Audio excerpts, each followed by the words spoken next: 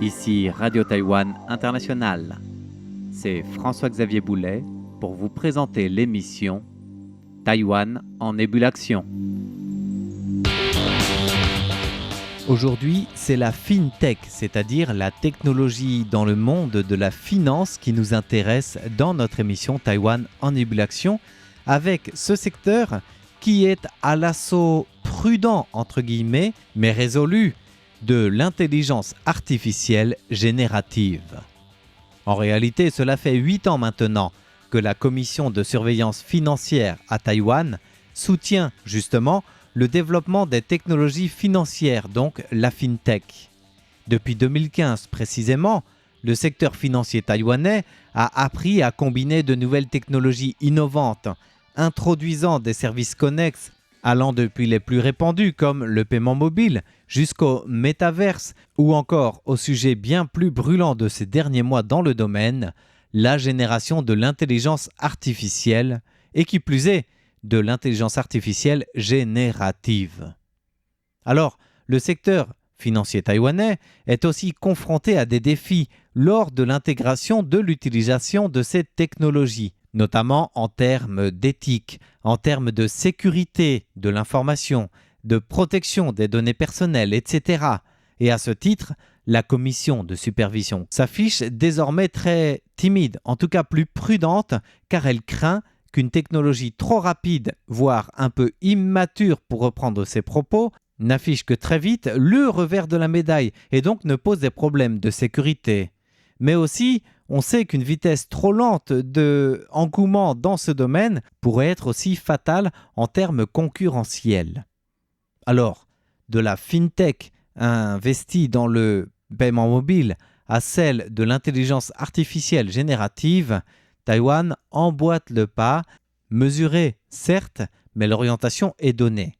Ainsi, la Commission a promu la technologie financière, on le disait, en 2015 et à partir de 2018, elle a présenté les résultats de recherche et développement des institutions financières taïwanaises qui intègrent la technologie à travers ce qu'on appelle une exposition annuelle de technologie financière, donc la FinTech, et des expositions financières dans leur ensemble. 2018-2019 ont vu la FinTech se concentrer sur le paiement mobile et initier l'ère de la technologie financière sans numéraire dans le sillage de l'épidémie de Covid-19. 2020-2021 ont d'ailleurs suivi avec des expositions FinTech déroulées entièrement en ligne, avant que le virtuel ne cède de nouveau sa place aux événements physiques et présentiels depuis 2022. Souligner ce point n'est point hors sujet, vous me concéderez au contraire, c'est crucial, car en effet, il en ressort le grand point fort de tout ce processus qui fait que le secteur financier taïwanais a appris à combiner réalité virtuelle et mixte pour introduire notamment le métaverse dans les services financiers associés. Ainsi, cette année 2023 a vu la technologie financière initier même une nouvelle étape avec le développement de l'intelligence artificielle et de son intégration dans le monde des finances. Les banques s'attachent à l'application de l'intelligence artificielle dans plusieurs services financiers, ainsi que sur la manière dont le secteur financier peut utiliser ses propres critères pour travailler avec les investisseurs afin de pratiquer l'investissement durable et d'exercer en même temps une influence en proposant de la finance dite responsable. Le défi est posé, l'orientation est fixée et désormais les institutions travaillent dans ce sens. Prenons l'exemple de la banque Taishin, depuis le secteur financier qui introduit l'intelligence artificielle générative dans le domaine de la recherche pour le lancer dans l'application en fonction du bon timing. La banque Taishin, en effet, a présenté lors du dernier salon de la FinTech les fameux Rose et Sunny, qui sont les deux personnages employés virtuels de la banque, créés, rien que ça, par les équipes d'effets spéciaux d'Hollywood et qui ont été dévoilés donc lors de l'expo financière de cette année en tant que version améliorée de l'intelligence artificielle. L'introduction de cette technologie de reconnaissance sémantique de l'intelligence artificielle ne se contente pas seulement de mieux comprendre les besoins des utilisateurs, elle permet aussi, et surtout j'allais dire, de répondre immédiatement aux questions des consommateurs et même de distiller des conseils financiers jugés de même calibre que si vous aviez un conseiller financier en face de vous. D'ailleurs, le directeur général de la banque, Chang Juetiang, a souligné que cette année 2023 qui se conclut était connue comme la première année de l'intelligence artificielle générative dans le secteur financier. L'imagination et la demande des clients en matière de technologie numérique sont différentes de celles du passé, et ainsi les secteurs financiers sont plus ouverts, plus personnalisés et plus exclusifs aussi. Du coup, l'évolution de la technologie de l'intelligence artificielle a permis aux opérateurs financiers de bénéficier de davantage de possibilités pour répondre pleinement aux besoins des clients avec une panoplie de services financiers intelligents et pratiques.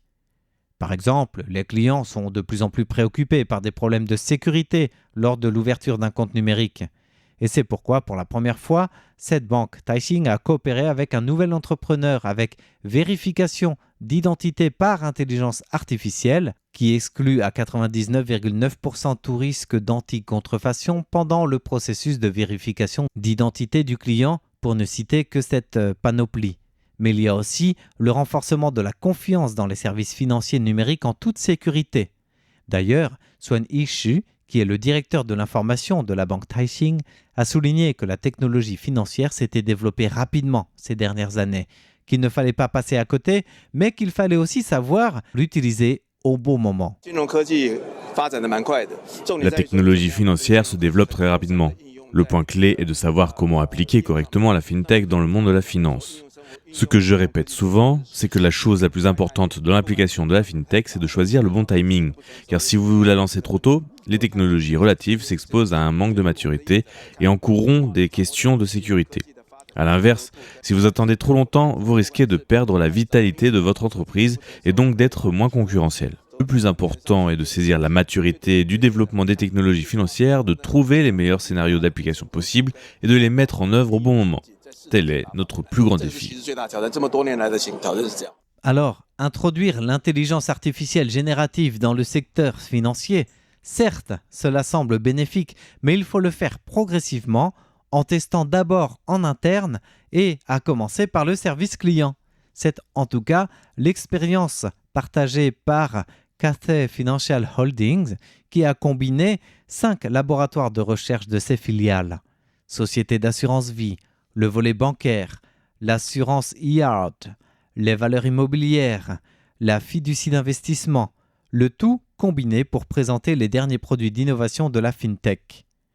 Mais Swen Jude, qui est le vice-président senior de cette banque, Cathay Financial Holdings, souligne qu'il faut avancer pas à pas, que le secteur financier à Taïwan intègre certes dorénavant l'intelligence artificielle dans les investissements, la gestion financière ou encore le service client, mais qu'il attend toujours de voir prudemment l'application de l'intelligence artificielle générative, principalement parce qu'il existe encore certains risques à résoudre avant une généralisation. Il est encore au stade de la recherche. À l'avenir, nous espérons toujours qu'il sera utilisé dans nos propres données fermées plutôt qu'en externe. Ou bien qu'il commence à partir du service client, d'abord en réseau interne, puis l'ouvrir progressivement. En réalité, il est encore un peu trop tôt pour l'employer à l'heure actuelle, parce qu'il existe des risques considérables qu'il faut régler encore en amont. L'orientation semble donc donnée pour la fintech à Taïwan, qui semble avoir jeté son dévolu sur l'intégration de l'intelligence artificielle générative, mais au bon moment et en toute prudence, en tout cas progressivement, à commencer par le service client.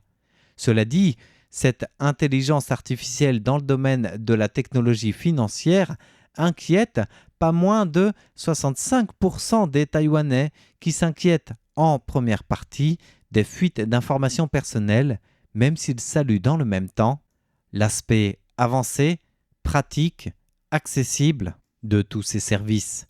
Car en effet, à l'heure actuelle, le secteur bancaire taïwanais semble très intéressé par l'application de l'intelligence artificielle générative. D'ailleurs, la commission de surveillance financière et l'association bancaire ont également passé beaucoup de temps à discuter avec les différentes institutions taïwanaises du monde de la banque et de la finance dans l'espoir de façonner les meilleures spécifications possibles.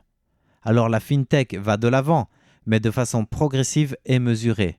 Il va falloir continuer d'avancer pas à pas, selon la dernière enquête du Kangaroo Finance Rule.cash, qui estime justement que plus de 65% des Taïwanais sont inquiets d'une éventuelle fuite d'informations personnelles, même si 80% des personnes interrogées se disent satisfaites des applications d'intelligence artificielle déjà utilisées, notamment en matière d'authentification d'identité d'ouverture de compte numérique ou alors pour l'application des cartes et de paiement à distance.